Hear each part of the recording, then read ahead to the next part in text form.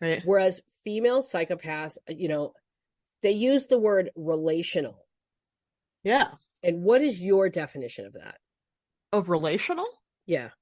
I'm taking it to mean that female psychopaths try to I don't know what the verb would be.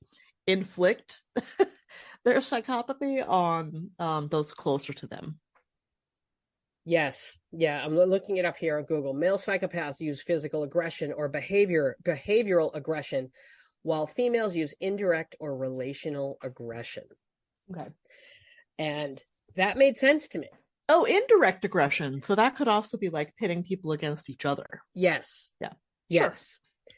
Sure. Well, we've all been to middle school, so we've all seen this, right? Exactly. Yeah. And I started thinking about like characters in movies. And we've already talked about Amy Dunne, right, from Gone Girl. Yeah. Clear psychopath, right? Yeah, but I support women's rights. But more importantly, sometimes I support women's wrongs. Yeah, Amy Dunne and I can't remember her name now, but the character from Midsummer. Good for her. Yeah, yeah. Although I wouldn't say the character from Midsummer is a psychopath or a sociopath. Oh no. I think she's but a woman I will say pushed to the edge. Right, good for her.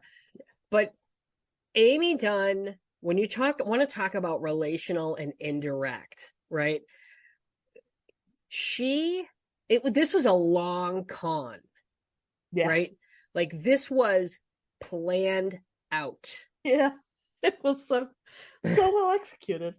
It was very well executed. She wrote all the journals to make it sound like he was abusing her, and she to make the crime even worse. She had a pregnancy test. And she used the urine from a next door neighbor's who was pregnant. And, she was planting seeds by talking to the neighbor about stuff. I mean, she thought this out for months. Yeah. Right? For months. Or wouldn't it be scarier if she didn't? If she just thought this out in a single afternoon? Yeah. And then executed it for months? Yeah. Yeah. But where she really screwed up was when she set the stage, when she set the crime scene. Well, I mean, it's her ego that gets her in the end, right? Because she can't not return to the scene of the crime. Right. And that's very true. Psychopaths, the thing about psychopaths is they are fiercely intelligent, typically. And because of that, they're very good at reading their surroundings and reading people and anticipating needs. And they do all of this so that they can mask. Yeah. I think I've talked about this before. Ted Bundy he worked as a volunteer in a women's crisis center. Right. How horrifying is that? Yep. So, not only did this guy have access to very vulnerable women, but he learned how to mimic empathy and compassion so that he could use it. And this is why when people are like, how do I know if I'm dating a psychopath or you don't know. When it comes to a psychopath, you don't know. They're too good at it. They're far too good at the con. That question though, if you're asking it, you don't need to know. You already know. You know what I mean? Well, you already suspect someone. But I think in general, this is one of those things that women Google. How do I know if I'm dating a psychopath? Or what are the signs of dating a whatever? They know. And don't you think they Google it because they already have some suspicions? Maybe either for themselves or whoever their friend's dating.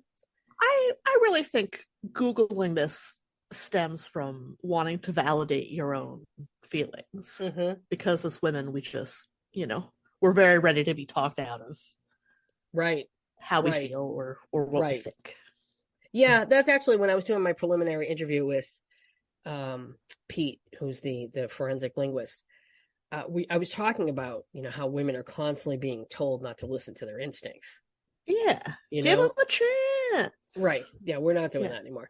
But the thing about psychopaths, and this is why I've always said, like, listen, you can Google them, you could do a background check on them. Trust me, they know what they're doing. And one sign of a psychopath, doing like after doing research, one of the key signs is that they use an alias. Remember Dear John? Fascinating. Remember Dear John? Like that wasn't his real name. No. Right? Like that wasn't his real name. He had this whole narrative concocted about how he was a nurse and he was this, and it was Dirty John. Dirty John. Dear John, but yeah, Dear John. Mm-hmm. He had a whole narrative constructed. Yeah. And it wasn't a couple. Yeah. Right? It wasn't even his name. And they're good at that. Yeah. This is why I say, like, you're not going to know until you're in it. Right. Right. And that's why, to stay alert when you're dating somebody, like the biggest sign to me that someone's a narcissist or someone's a psychopath or sociopath is they're charming. They're charismatic.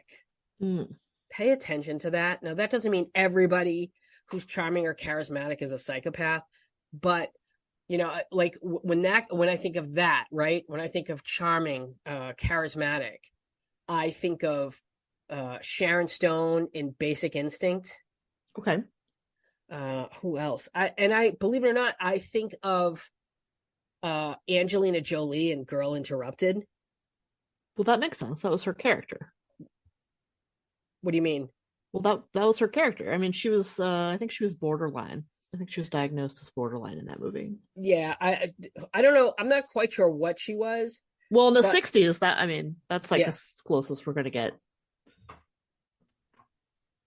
So we tried to find the scene that Sarah was talking about, and we couldn't, but we got sucked in to these scenes, and we're watching this movie. I haven't seen this movie in like 2 decades. Yeah, but it's been a real long time. Jesus Christ, was this not? Everybody in this movie was so good. Yeah, and perusing these clips reminded me that Winona Ryder's character Susanna is diagnosed with bipolar disorder, not Angelina Jolie. Not what? Oh, not Angelina Jolie. Right, like Angelina Jolie, I think is diagnosed as a psychopath, isn't she? I think that was the scene we were looking for, where she says we're very rare and we're mostly men.